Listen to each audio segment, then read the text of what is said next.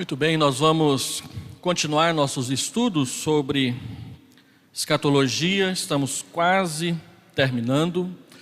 Logo após essa transmissão da nossa escola dominical, será postado no grupo informativo alguns links para as aulas que foram preparadas para o departamento infantil. Fique atento lá para saber qual que é a sala do seu filho, do seu sobrinho, do seu neto, para que você possa ajudá-lo a assistir o que foi preparado pelo departamento infantil para as crianças. Abra comigo a palavra de Deus, Apocalipse capítulo 20, verso 11.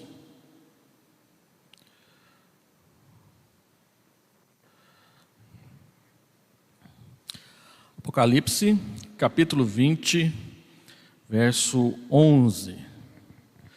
Vi um grande trono branco, e aquele que nele se assenta, de cuja presença fugiram a terra e o céu, e não se achou lugar para eles. Vi também os mortos, os grandes e os pequenos, postos em pé diante do trono.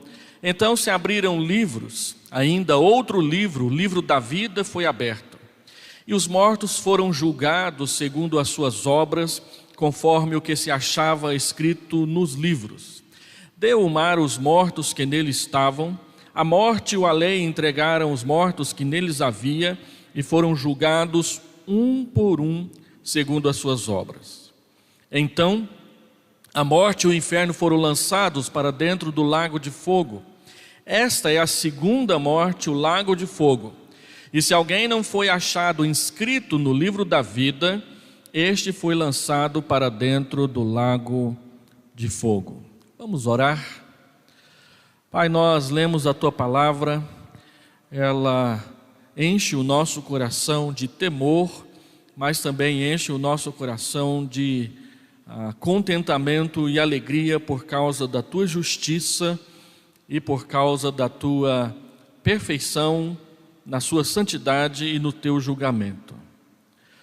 Pedimos, Senhor Deus, que a palavra dessa manhã traga muitos de nós ao arrependimento e a um conserto de vida na Tua presença, para que pessoas possam entregar suas vidas a Jesus e serem por Ele libertadas do último grande julgamento que está por vir. Pedimos que a Tua palavra também nos edifique como igreja para fortalecer a nossa perseverança em meio às tribulações e às adversidades, para que a nossa esperança seja firme e ela seja inteiramente fundamentada, enraizada no Teu Filho Jesus Cristo. Nós oramos em nome dEle. Amém, Senhor Deus. Muito bem. A palavra de Deus fala constantemente sobre o julgamento divino sobre os nossos pecados. E se você lê a Bíblia com atenção, você perceberá que o julgamento de Deus sobre os nossos pecados não é uma realidade só para o futuro. Há um sentido no qual as pessoas são julgadas já na presente vida, e nós vemos isso quando o Senhor Jesus Cristo diz a Nicodemos, em João capítulo 3, ele diz: aquele que nele crê, em Cristo, não é condenado ou julgado, conforme está em algumas traduções. Aquele que não crê já está condenado ou julgado, porque não creu no nome do unigênito Filho de Deus. Afirmações semelhantes de Jesus Cristo aparecem também no versículo 36 e capítulo 5, versículo 24 do Evangelho de João. 1 João capítulo 5, verso 12, aquele que tem o Filho tem a vida, aquele que não tem o Filho não tem a vida, porque sobre ele permanece a ira de Deus. Todavia, a Bíblia fala de um último grande julgamento no fim da história, no qual todos os homens, sem exceção, comparecerão perante o trono de Cristo para serem julgados. E hoje nós vamos tratar sobre essa questão do julgamento final. Pelo menos 6 tópicos são importantes que nós tenhamos conhecimento deles. O primeiro deles, qual é o propósito do juízo final? Há 3 razões básicas para que Deus cumpra a sua promessa de realizar um grande julgamento. Primeiro, e o principal deles, é que o propósito do juízo final será mostrar a soberania de Deus e a glória de Deus na revelação do destino de cada pessoa. Até essa ocasião, o destino de cada ser humano está em estado oculto. Eu não sei o destino final de cada pessoa. O único que sabe é Deus.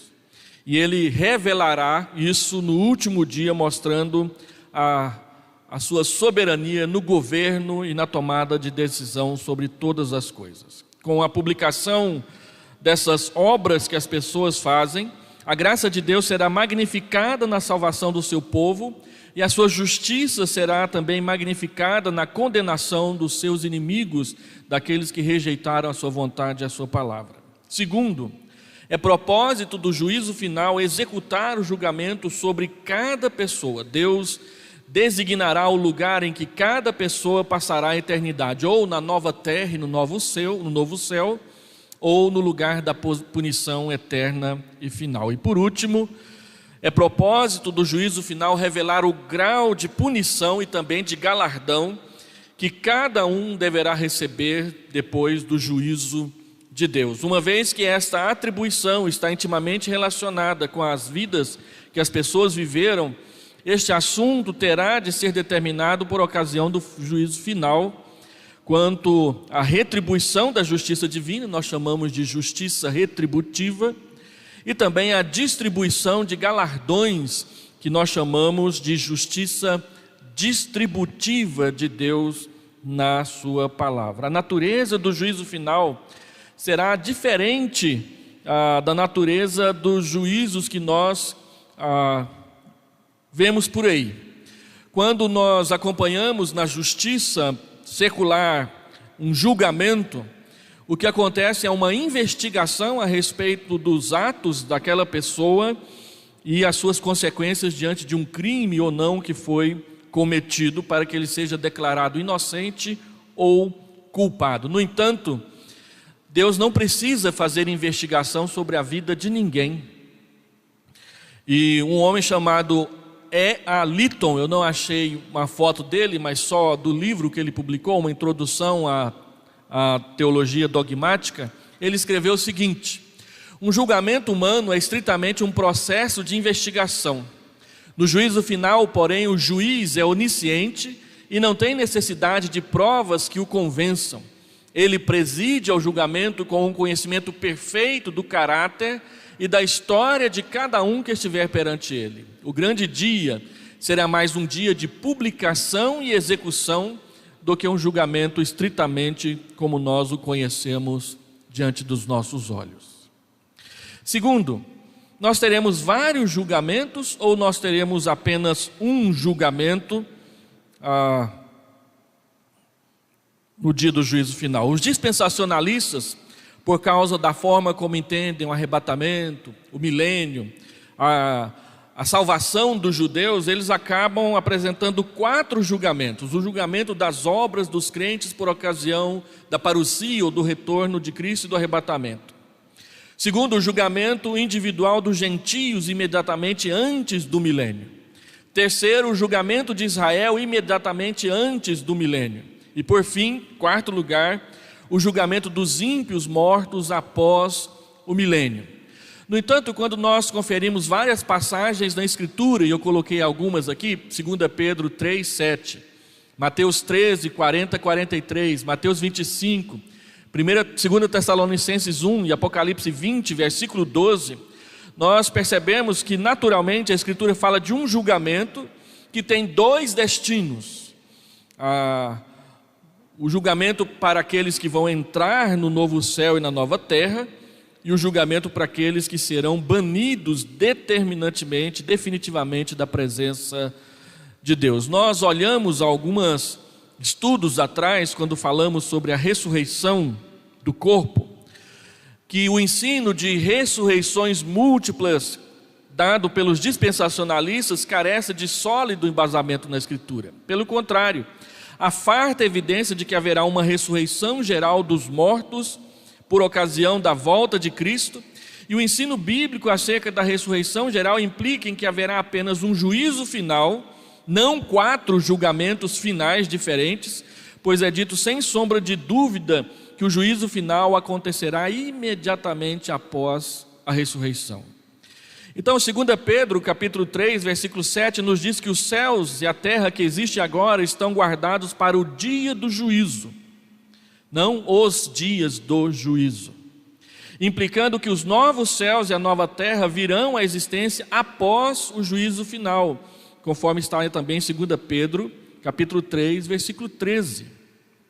Mateus capítulo 13, 40 a 43, na explicação da parábola do semeador, do joio e do trigo, na verdade, Jesus indica que a execução do destino dos homens é um aspecto do juízo final, que acontecerá no fim dos séculos, ou melhor, por ocasião da segunda vinda do Senhor Jesus Cristo. Lá está escrito assim: quando vier o Filho do Homem na sua majestade e todos os anjos com ele, então se assentará no trono da sua glória, e todas as nações serão reunidas em sua presença, e ele separará uns dos outros. Mateus 25, 31 e 32, e Paulo diz a mesma coisa em 2 Tessalonicenses 1, 7 a 10.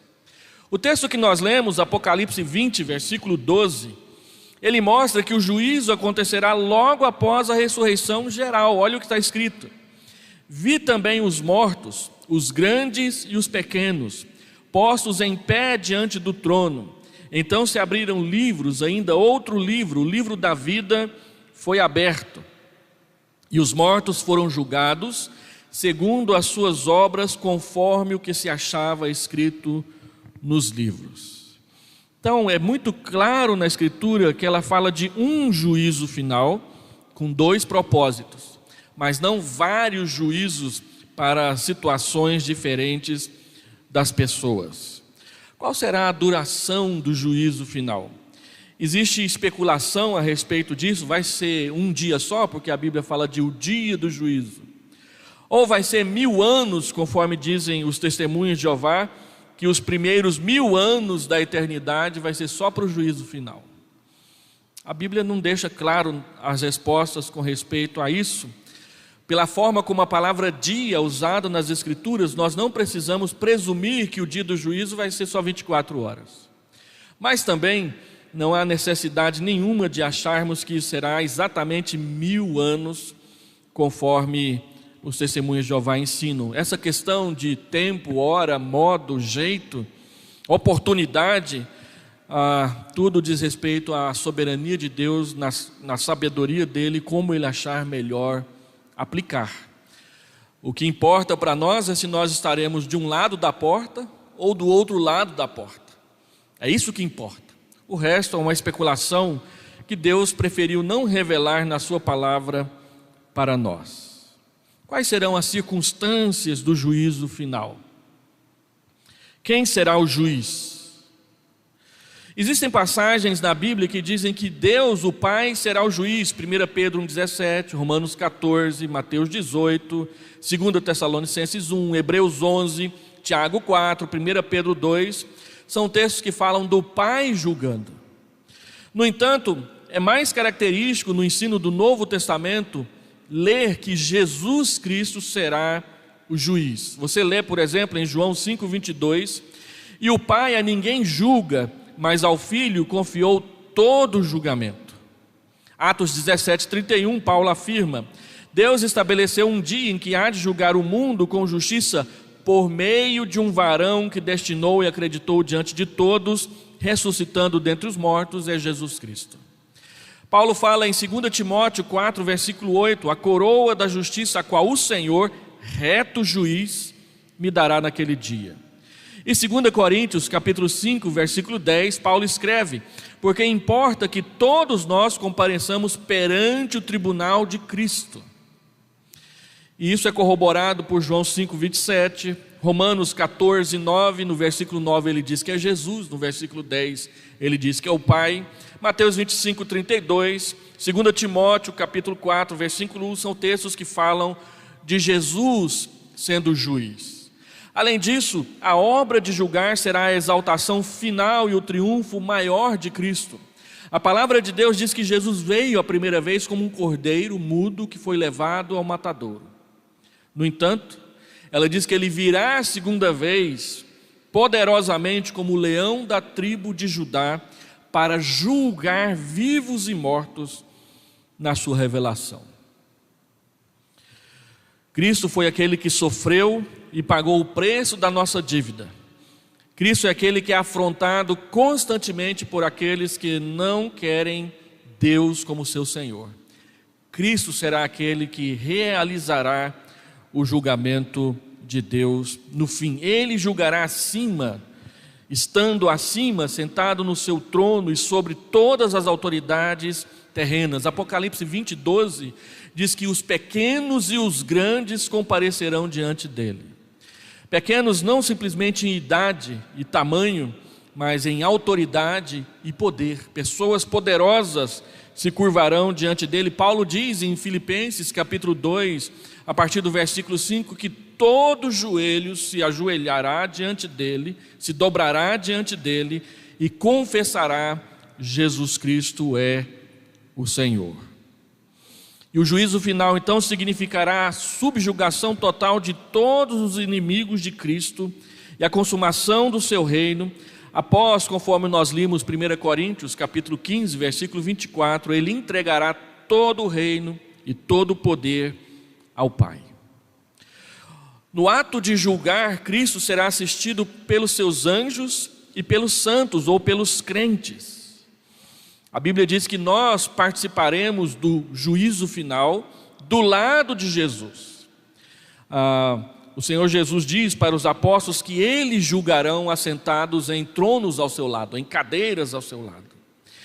E Paulo diz que nós julgaremos o mundo, 1 Coríntios, capítulo 6. De modo que fica evidente na Escritura que os anjos tomarão parte no juízo final. Mateus capítulo 13, versículo 41 e 43, mandará o Filho do Homem os seus anjos, que ajuntarão do seu reino todos os escândalos e os que praticam a iniquidade, e os lançarão na fornalha acesa, ali haverá choro e ranger de dentes. Então os justos resplandecerão como o sol no reino de seu Pai. Mateus 24, 31 diz a mesma coisa, Mateus 25, 31 repete o ensinamento. Mesmo os santos em seu estado glorificado tomarão parte na obra de julgar. Quando Paulo repreende aos coríntios por irem aos tribunais contra os seus companheiros cristãos, um cristão levando outro cristão ao tribunal secular para resolver as suas pendências e os seus problemas, Paulo afirma o seguinte de forma severa: ou não sabeis que os santos hão de julgar o mundo? Ora, se o mundo deverá ser julgado por vós, sois acaso incompetentes para julgar as coisas mínimas no meio da igreja? É interessante como às vezes o conselho da igreja pratica uma disciplina e muitas pessoas se voltam contra, afirmando que é coisa mundana. É interessante como muitas vezes nós levamos uns aos outros na justiça comum por causa de dívidas. E achamos que na igreja não há gente sábia para resolver a situação. Uma vez, numa igreja que eu pastoreei, um rapaz era dono de uma panificadora, ele não deu conta de manter o trabalho, faliu, e aí ele chamou seus funcionários e disse: não tenho condição de pagar os direitos de ninguém, quebrei, já era. A única coisa que eu posso fazer é pedir a vocês perdão. E aí 2 funcionários deles, exatamente os 2 que eram membros da igreja, os que não eram, aceitaram o pedido de perdão dele, mas os 2 que eram membros da igreja o levou na justiça. E aí nós chamamos todo mundo num conselho e perguntamos como que aquilo poderia ser resolvido sem que houvesse a participação de um tribunal secular. Novamente o dono disse: olha, eu não tenho dinheiro nem para pagar as minhas dívidas pessoais. Ou os irmãos me perdoam, ou de fato a gente vai na justiça e vai ser uma pendenga. Então o conselho perguntou aos 2 membros: diante disso, o que vocês têm a dizer? Vocês têm o direito de entrar na justiça, é um direito de vocês, mas a Bíblia diz que vocês podem abrir mão desse direito por meio do perdão. E aí, os dois disseram: não, nós vamos perdoar. Perante o conselho, os presbíteros da igreja disseram: perdoamos. Mas na segunda-feira, a fofoca corria solta na igreja, os irmãos dizendo que o conselho não era capaz de julgar essas coisas. Nós tivemos que chamá-los de volta. Vocês perdoaram ou não perdoaram? Foi dito a vocês que poderiam entrar na justiça e vocês disseram: nós vamos perdoar. Como vocês perdoaram e agora ficam falando para todo mundo que não há justiça? Nós usamos esse texto para chamar aqueles irmãos no conselho. Algumas pessoas acham que o conselho só trata de adultério e coisas parecidas. Não. A palavra de Deus dá autoridade para tratar dessas coisas pela seguinte razão: no dia do juízo, todos os crentes vão se assentar para julgar o mundo. Como nós vamos julgar o mundo se nós não conseguimos sequer julgar a nós mesmos dentro dos muros da igreja? Paulo diz isso aqui. Então, a palavra de Deus diz que nós participaremos do julgamento do mundo. Nós não devemos diminuir essa declaração de modo a significar apenas uma mera aprovação dos santos para o julgamento de Cristo. Mas nós devemos entendê-la como ensinando que os santos realmente compartilharão do ato de julgar o mundo e os anjos. Sobre este assunto, ele chama a atenção para Mateus 19, 28, que relata as palavras de Jesus aos seus discípulos. Ele diz: em verdade vos digo que vós, os que me seguistes, quando na regeneração o Filho do Homem se assentar no trono da sua glória, também vós assentareis em 12 tronos para julgar as 12 tribos de Israel. Lucas 22, 30 diz a mesma coisa. E Paulo diz em Efésios capítulo 1, a partir do versículo 20, que a igreja está assentada com Cristo no seu trono. E na carta de Apocalipse aos Efésios, João escreve que aquele que vencer se assentará com Cristo no seu trono de juízo. Quem será julgado nesse juízo final? A palavra de Deus diz que os próprios anjos serão julgados, os anjos caídos, os seguidores de Satanás. 1 Coríntios capítulo 6, versículo 2, versículo 3: não sabeis que havemos de julgar os próprios anjos? 2 Pedro capítulo 2, verso 4: se Deus não poupou a anjos quando pecaram, antes precipitando-os no inferno, os entregou a abismo de trevas, reservando-os para juízo. E Judas 6: e anjos que não guardaram seu estado original, mas abandonaram seu próprio domicílio, ele tem guardado sobre trevas, em algemas eternas, para o juízo do grande dia. Os anjos serão julgados, os anjos caídos, não os anjos eleitos, os santos anjos. Serão julgados todos os seres humanos de todos os tempos. Mateus 25, 32: e todas as nações serão reunidas em sua presença, na presença do Filho do Homem. Romanos 2, 5 e 6: segundo a tua dureza de coração impenitente, acumulas contra ti mesmo ira para o dia da ira e da revelação do justo juízo de Deus, que retribuirá a cada um segundo o seu procedimento. Romanos 3, 6: Deus julgará o mundo. 1 Coríntios 6, 2, 3: ou não sabeis que os santos hão de julgar o mundo? Apocalipse 20, verso 12 e verso 13: todos os mortos, grandes e pequenos, inclusive todos aqueles devolvidos pelo mar, pela morte, pelo inferno, em pé perante, ou pela sepultura, estarão em pé perante o trono do juízo. 20, 12 e 13. Todos os crentes serão julgados, nós seremos julgados. 2 Coríntios capítulo 5, verso 10, convém que todos nós compareçamos perante o tribunal de Cristo, onde nós significa os crentes também, inclusive. Hebreus 10, 30: o Senhor julgará o seu povo.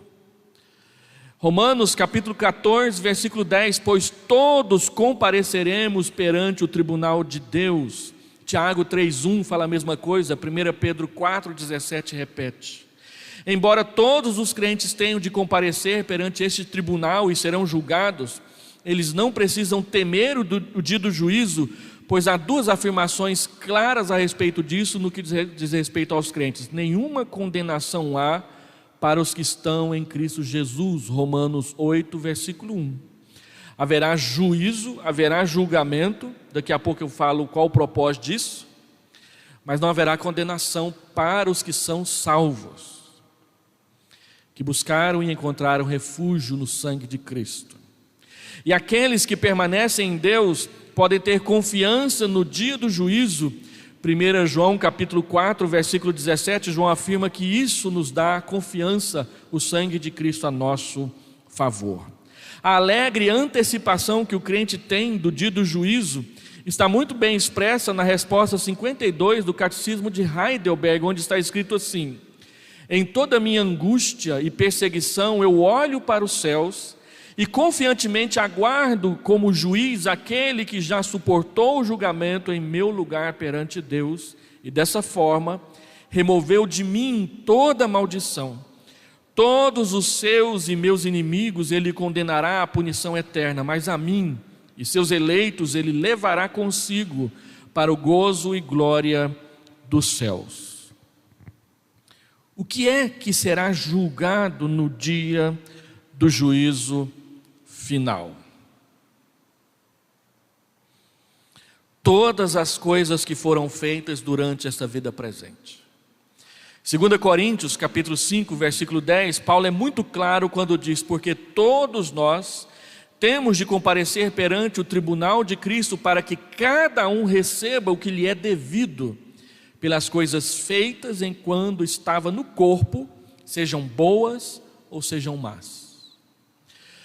Todas as coisas feitas pelos não crentes e pelos crentes, as coisas boas e as coisas más, tudo será julgado pela sabedoria, pela santidade e pelo poder justo de Deus. Tudo que uma pessoa fez é uma expressão da inclinação básica do seu coração e por isso será levado em conta no dia do juízo.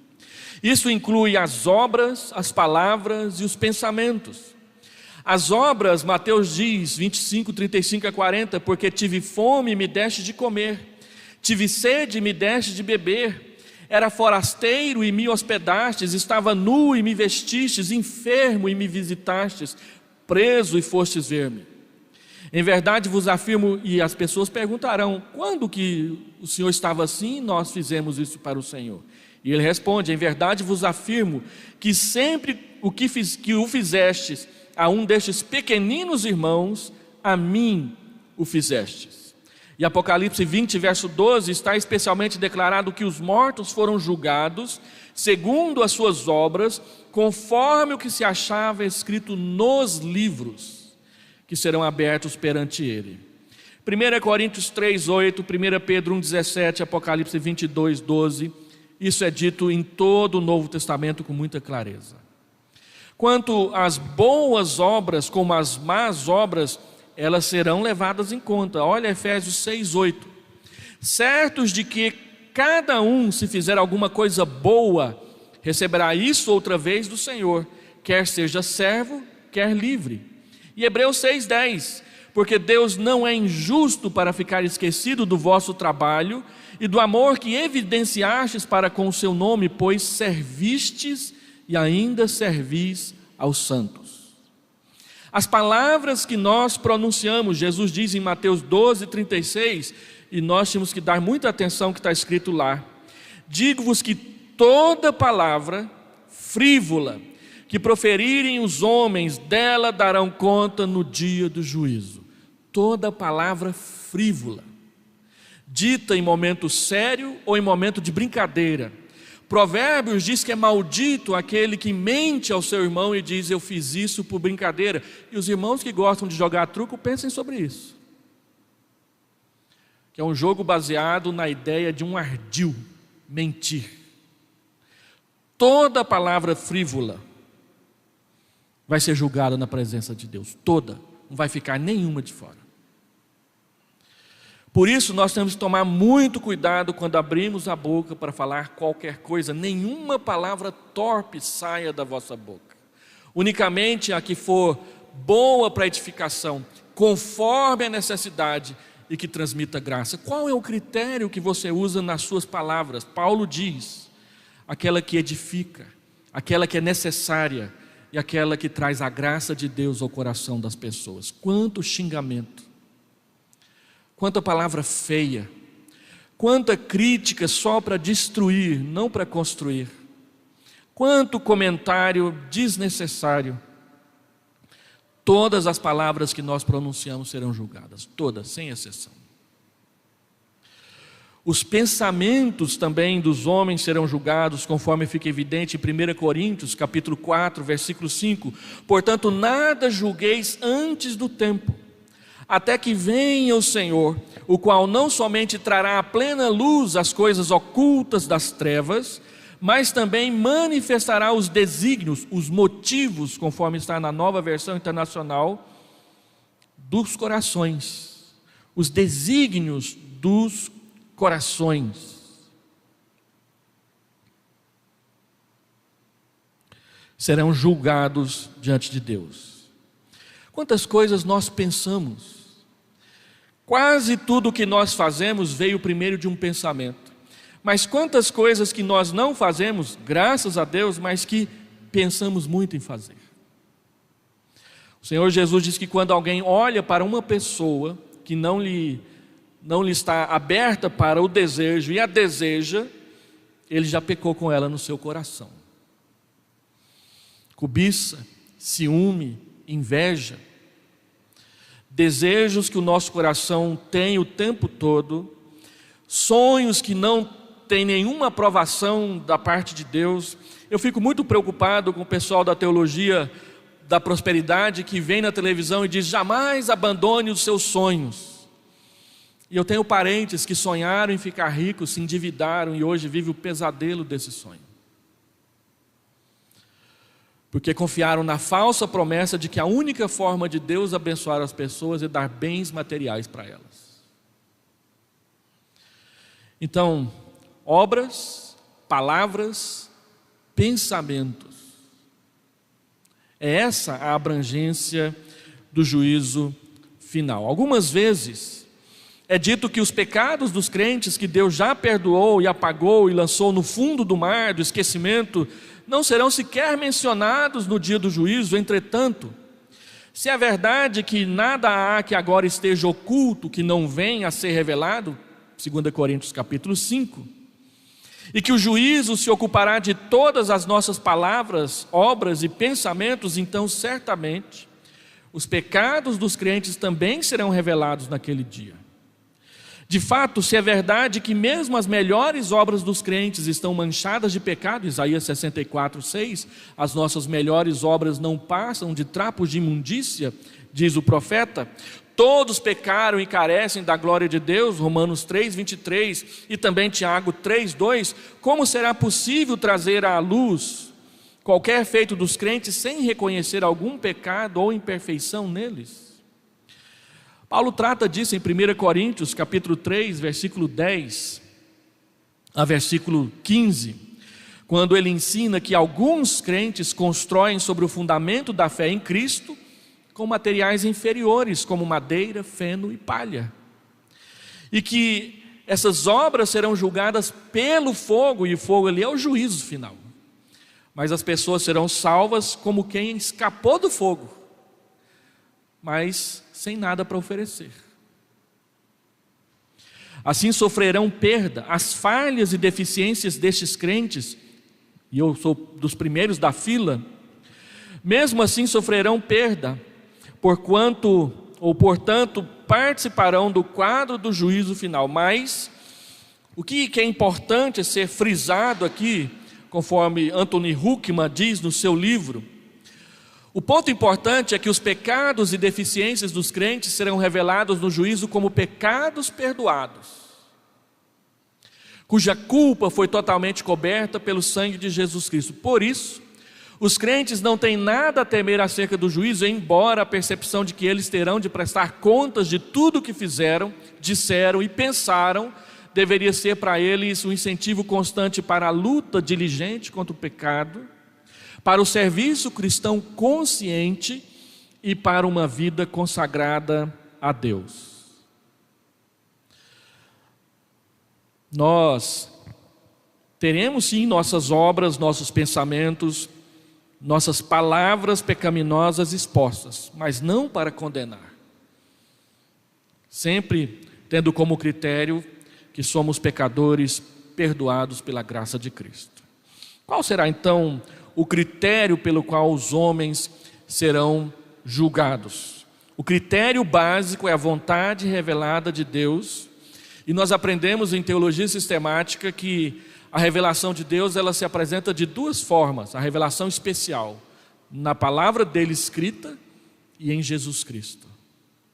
Tudo que nós fazemos que não imita e é contrário ao que Jesus Cristo fez, será julgado pelo que Jesus Cristo representou e representa na sua encarnação para nós. Todas as palavras de Deus que são ensinadas nas Escrituras é a vontade revelada de Deus para nós.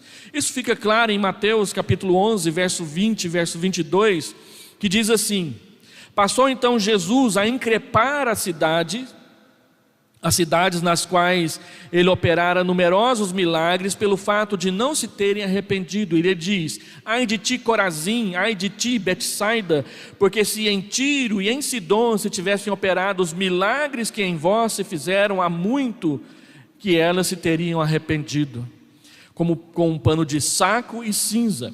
E contudo vos digo, no dia do juízo haverá menos rigor para Tiro e Sidom do que para vós.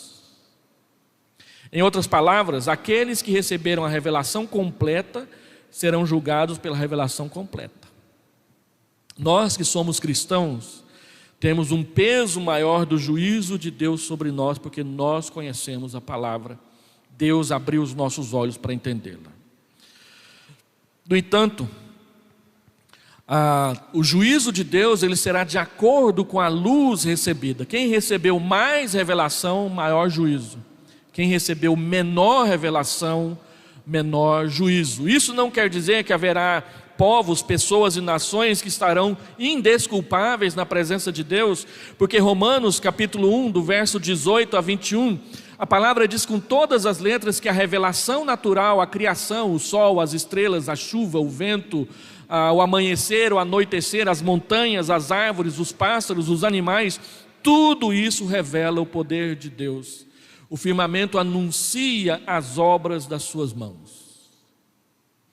Eu me lembro de a Glória Maria, aquela repórter do Globo Repórter, ir à Noruega uma vez para entrevistar um habitante de uma cidade na Noruega, que diz que uma certa paisagem de uma montanha da Noruega é a paisagem mais linda do mundo. E ela foi lá nesse lugar. E quando ela chegou lá, ela olhou e o cinegrafista focalizou a paisagem.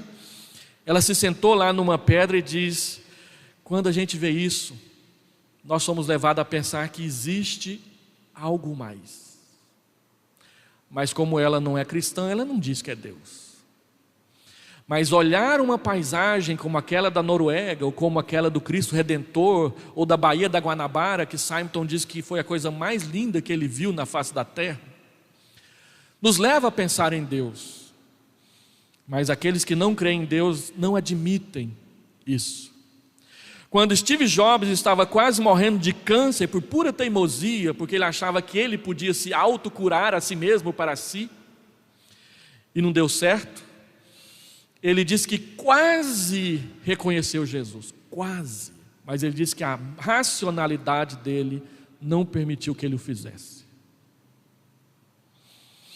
Então, a palavra de Deus diz em Romanos 1, 21, que essas pessoas são indesculpáveis na presença de Deus.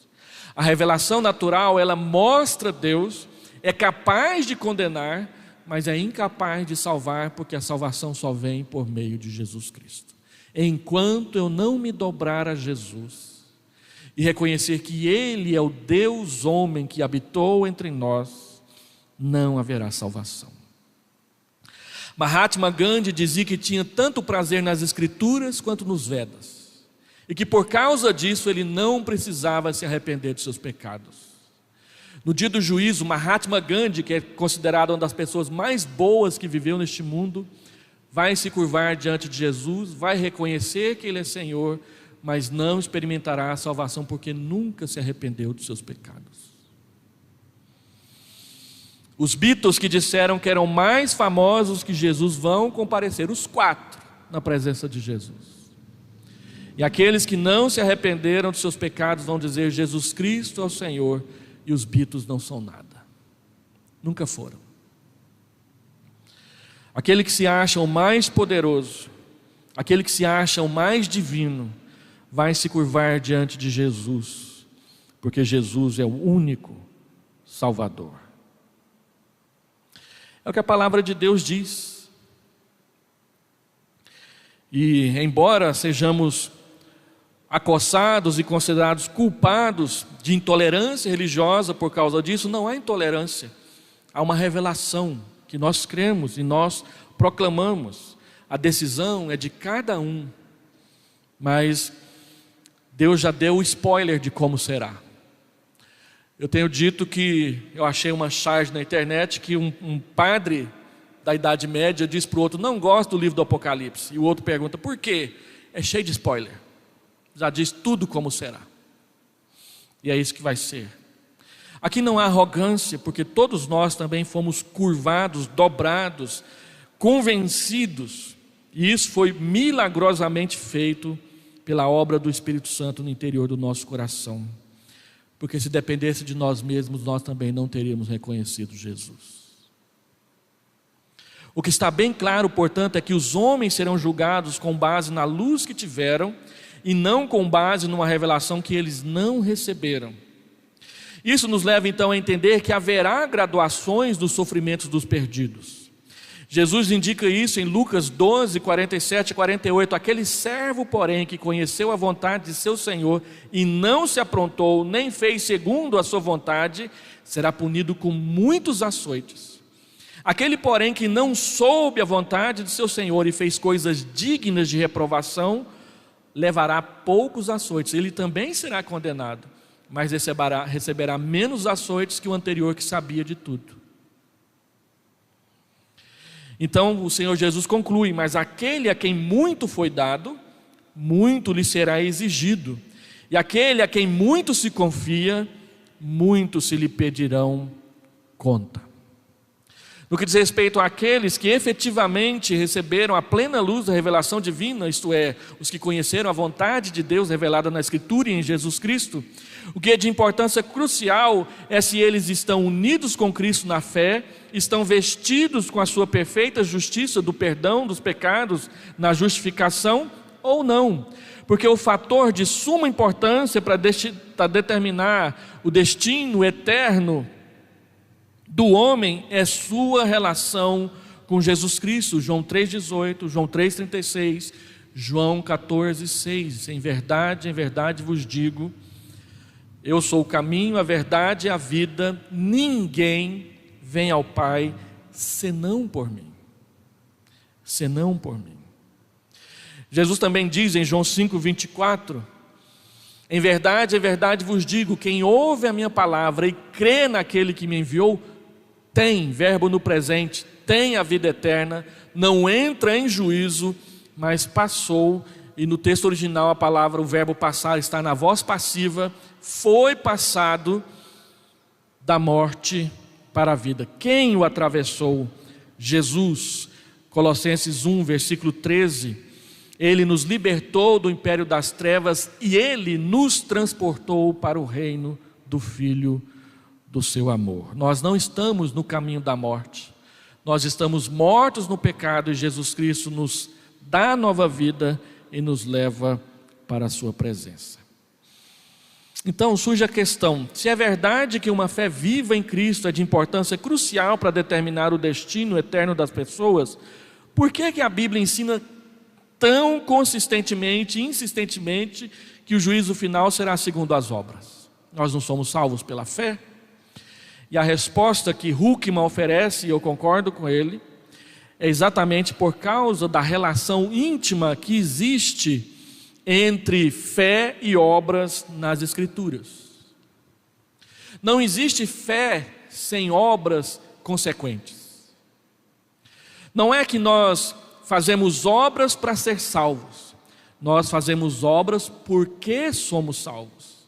Então, se somos salvos e não temos obras, tem alguma coisa errada aí.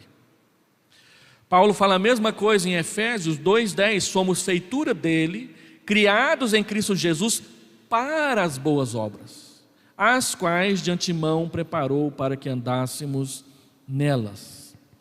Então, se a fé foi genuína, as obras estarão presentes. Se as obras não estiverem presentes, então a fé não terá sido real, e no dia do juízo haverá cabritos e ovelhas. E a Bíblia diz que o Senhor Jesus chamará as ovelhas para a sua direita e colocará os cabritos à sua esquerda, e as ovelhas ele chamará para a sua presença. Tem um sermão muito famoso de Spurgeon. Há um tempo atrás eu procurei até achar na internet, depois eu posso até publicar aqui no nosso grupo informativo, que chama Pastoreando Ovelhas ou Entretendo Bodes. E olha, ele não alisa não. Se você quiser ler, eu coloco lá, mas coloca lá o copinho de limão ou alguma coisa parecida, para você acalmar o coração na hora que ele começar a pregar o sermão que ele fez lá em 1840 e alguma coisa. Será que nós estamos entretendo bodes, enganando as pessoas a respeito da salvação? Ou será que nós estamos pastoreando ovelhas que de fato amam, temem e servem ao Senhor Jesus? As ovelhas, elas farão e servirão ao Senhor. E nós precisamos pensar nisso. Lembra que no dia do juízo vão aparecer pessoas diante de Jesus querendo entrar no céu, e ele vai dizer assim: não conheço vocês. E eles vão dizer: mas nós fizemos milagres, nós curamos pessoas, nós expulsamos demônios. E Jesus simplesmente vai dizer: nunca conheci vocês. Isso é para assustar, porque algumas pessoas acham e continuam achando que tudo é baseado nas obras, mas não é. As obras não são para salvar, são para dar testemunho da salvação. E um texto que vale a pena a gente ler e reler é exatamente o texto das ovelhas e dos bodes de Mateus 25, 31 a 46. Cristo terá todas as nações congregadas perante ele, e como rei separará ovelhas e cabritos. Observe no texto de Mateus 25, 31 a 46, leia em casa depois, como a decisão acerca do destino, tanto das ovelhas como dos cabritos, é dada em primeiro lugar. O julgamento não é uma investigação da vida das ovelhas e nem da vida dos cabritos, para determinar se essas fizeram boas obras o bastante para merecer entrar no reino dos céus. Mas antes de tudo, é uma decisão graciosa acerca do seu destino, seguida por uma revelação pública das razões pelas quais essa decisão é correta e apropriada. E observe no versículo 34, que qualquer ideia de mérito está excluída. Observe aí, as ovelhas são chamadas de benditos de meu Pai, ou seja, objeto do favor não merecido de Deus. É dito que elas herdarão o reino, uma herança, porém nunca é conquistada, mas sempre é recebida como um presente. O reino que elas estão para herdar é descrito como tendo sido preparado para elas desde a fundação do mundo, não ali naquele momento. Uma escolha graciosa que o Pai fez desde a eternidade, uma escolha não baseada em nenhuma obra, em nenhum mérito, porque nenhuma delas tinha sido feita ainda. Então Cristo revela as razões pelas quais a decisão acerca das ovelhas é certa e apropriada. Ele diz: porque tive fome e me deste de comer, tive sede e me deste de beber, e assim por diante. Fica evidente que a partir da surpresa das ovelhas, elas vão dizer: mas Senhor, quando que a gente fez isso? Elas ficaram estupefatas: mas eu não lembro de ter feito nada disso para Jesus. E eles vão perguntar: quando foi que te vimos com fome e te demos de comer, ou com sede e te demos de beber? Verso 37. E então a surpresa mostra que elas praticaram boas obras sem qualquer intenção de ganhar salvação em decorrência delas. Fizeram por amor, fizeram por gratidão, fizeram naturalmente para Jesus. Suas obras foram evidências da sua fé. Os cabritos, por outro lado, não revelaram amor por Cristo pelo fato de não demonstrarem amor pelos irmãos de Cristo. Dessa forma, mostraram que eles próprios não eram verdadeiros crentes. Em outras palavras, a cena do julgamento de Mateus 25 ilustra vividamente a natureza do juízo final. Isso nos leva a um penúltimo ponto. E os galardões? Se a salvação não é pelas obras, por que vai ter galardão? Se as obras não salvam, como que nós receberemos galardão? Sem dúvida, a salvação é dada totalmente pela graça. Mesmo assim, a Bíblia indica que haverá diferenças no galardão a ser recebido pelo povo de Deus no dia do juízo. Duas passagens são importantes para nós entendermos a questão do galardão. A primeira delas, Lucas 19, 12 a 27, e a segunda, 1 Coríntios 3, verso 10 a 15. Lucas é a parábola das 10 minas. Um homem nobre foi a um país distante para receber um reino, e então, ao retornar, ele deu uma mina equivalente a 3 meses de salário de um trabalhador comum para cada um trabalhar. A cada um dos seus 10 servos, pedindo a cada um que negociasse com a sua mina para obter algum lucro. Quando o homem retornou, que é uma referência à volta de Cristo, o primeiro servo lhe disse: Senhor, a tua mina rendeu 10, verso 16. E o homem nobre lhe respondeu: muito bem, servo bom, porque foste fiel no pouco, 3 meses de salário, sobre o muito você terá autoridade sobre 10 cidades. Vai ser prefeito de 10 cidades. O segundo servo disse: Senhor, a tua mina rendeu 5. A este servo o Senhor respondeu: terá autoridade sobre 5 cidades. Verso 19. O que é importante é que a variação na recompensa concedida é proporcional à variação do número de minas que o servo devolveu. Sem dúvida, o ponto principal da parábola é que todos nós devemos ser fiéis em aplicar os dons, os talentos que o Senhor nos tem dado. Mas parece que os detalhes adicionais das 5 cidades e das 10 cidades têm pelo menos alguma significância. É também interessante observar que neste caso a recompensa parece mais ser uma questão de responsabilidade aumentada do que simplesmente de gozo. Você trabalhou uma mina, rendeu 10, você vai governar 10 cidades, você vai trabalhar em 10 cidades. A parábola das minas mostra que lá no céu nós não vamos ficar à toa bebendo Coca-Cola a 10 graus e comendo batata Ruffles à torta e à direita. Nós vamos trabalhar. Adão trabalhava lá no paraíso. Nós vamos continuar trabalhando. A diferença é que não terá mais o peso do cansaço, das dores, das consequências do pecado sobre as nossas costas. Tudo será perfeito e glorificado. Então, um outro texto que chama muita atenção é 1 Coríntios 3, 10 a 15. Paulo fala do trabalho dele, de Apolo, em Corinto, quando a igreja foi plantada.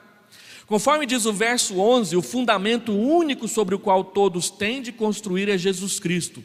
Ele é o único fundamento da igreja, não tem outro. Então você pode construir sobre Cristo usando materiais preciosos, prata, ouro, pedras preciosas, ou você pode construir a sua casa de madeira, feno e palha. Lembra da historinha dos 3 porquinhos? É mais ou menos aquilo lá. Quem constrói com material ruim pode dar problema. Quem constrói com material bom vai colher coisas boas. É a história da casa sobre a rocha e da casa na areia. Então Paulo conclui o verso 14, verso 15, dizendo o seguinte: se permanecer a obra de alguém que sobre o fundamento, e o fundamento é Cristo, edificou, esse receberá galardão. Se a obra de alguém se queimar, sofrerá ele dano, não receberá galardão. Mas ele mesmo será salvo, todavia como que através do fogo. Ou seja, não tem obras para apresentar a Cristo que valham a pena, mas não vai perder a salvação por causa disso. E existem muitas piadinhas de pastor e intérprete da Bíblia a respeito dessas coisas. Você deve conhecer algumas, nem compensa eu tentar falar alguma aqui para ilustrar. A palavra de Deus mostra então que ambos os tipos de edificadores são salvos pela graça, pois ambos construíram sobre o fundamento sólido que é Jesus. Mas o construtor cuja edificação sobre o fundamento passar no teste do fogo ou do juízo final e sobreviver, vai receber galardão. O homem cuja obra não passar no teste do fogo, porém, sofrerá perda. E o que pode significar perda? Não é perder a salvação. Tem a ver com a distribuição dos galardões que Deus prometeu dar aos seus servos. Agora, é sempre importante lembrar que galardão não é também completamente baseado nas obras. E o Catecismo de Heidelberg, citando por mais uma vez, na resposta à pergunta 63, ele diz: este galardão não é conquistado, é um presente da graça. Galardões são presentes. Como são presentes, aquele que dá o presente do tamanho que ele quiser dar. E aí nós lembramos da parábola de Mateus 20, dos trabalhadores na vinha. Teve alguns que trabalharam só 1 hora e teve alguns que trabalharam o dia inteiro. Mas o Senhor graciosamente pagou o mesmo tanto para todos. E quando alguém reclamou, mas isso é injusto, ele diz: mas espera aí, os seus olhos são maus porque eu sou bom? Não tem injustiça nenhuma, tem bondade. Então, quando nós falamos em galardão, embora as nossas obras de gratidão, de obediência serão contadas, mesmo assim, e mais uma vez chamando os irmãos para assistirem os estudos de quarta-feira, porque estamos falando sobre a graça, galardão também é do reino da graça. São favores que Deus faz para nós, sem nós merecermos. E aí, eu quero colocar aqui uma frase de Leon Morris, um comentarista bíblico. Ele diz o seguinte: a relação entre nossas obras e o nosso futuro galardão não deve ser entendida de modo mecânico, mas de modo orgânico. O que ele quer dizer? Aquele homem que de todo o coração se entrega ao serviço de Cristo conhece mais da alegria do Senhor do que o que tem o coração dividido. Não temos garantia alguma no Novo Testamento para pensar que isso será diferente no céu. Se você tem alegria em servir, você experimentará com alegria os seus galardões. Se você não tem alegria em servir, então prepare-se para muitas surpresas no dia do juízo. Agora vamos terminar. 4 aplicações. Primeiro, o que significa o juízo final? A história do mundo não é uma sucessão infinita de ciclos sem sentido, mas é um movimento em direção a um alvo. Todos nós estamos caminhando em direção a esse dia, da volta do Senhor, do juízo final e da entrada no céu. Todos nós, sem exceção. A história está indo nessa direção, ainda que historiadores, filósofos, cientistas políticos digam que o mundo é uma anarquia sem sentido, ainda que o autor de Game of Thrones, comendo lá um sanduíche atrás do outro, pesando mais de 150 quilos, na sua cabeça imagina um mundo sem pé nem cabeça. A palavra de Deus, a Bíblia Sagrada, que é a autoridade de Deus muito maior que Game of Thrones, que Senhor dos Anéis, que Guerra nas Estrelas, diz que nós estamos indo para lá. E nós vamos chegar. Segundo, o dia do juízo revelará finalmente que a salvação e a felicidade eterna dependerão da relação da pessoa com Jesus. O que você vai fazer com Jesus? Quando Pilatos diz, eis o homem, o que você vai fazer com Jesus? Crucifica-o, como disse a multidão? Ou vai se curvar diante da cruz, vendo o que o seu pecado é capaz de fazer? A porta é uma só, porém 2 lados há, nós cantamos com as crianças. Dentro e fora, você de que lado está? A porta é uma só, porém 2 lados há. Eu já estou dentro, você de que lado está? Vem para dentro da porta. Entra pela porta que é Jesus, o bom pastor, a porta das ovelhas. Todos quantos o receberam, deu-lhes o poder de serem feitos filhos de Deus, a saber, os que creem no seu nome. E as 2 últimas, a inevitabilidade do dia do juízo enfatiza a responsabilidade do homem por sua vida e afirma a seriedade da luta moral na vida de cada pessoa, especialmente na vida do cristão. Não ceda, não arranque as suas raízes de Jesus, não se afaste do bom pastor, fique firme. A sua fé, diz Hebreus capítulo 10, tem grande galardão na presença do Pai. E por último, o dia do juízo significa o triunfo final de Deus e de sua obra redentora na história. Ou seja, a conquista final e decisiva sobre todo o mal e a revelação final da vitória do Cordeiro que foi morto e ressuscitou. O dia do juízo revelará que, sem sombra de dúvida, a vontade de Deus, no final, será executada perfeitamente. O homem pode se rebelar, o homem pode tentar reinterpretar, o homem pode tentar ajustar a palavra de Deus de acordo com a sua vontade, mas lá naquele dia, o Senhor colocará tudo no seu devido lugar. Quanto mais cedo e mais rápido nós nos conformarmos a essa verdade e a buscarmos, mais fácil será experimentar o dia do juízo final. Todos prestaremos contas. Você sabe o que tem no seu coração e Deus também sabe. Aproveita esse tempo em que Ele graciosamente está oferecendo o perdão e entregue sua vida.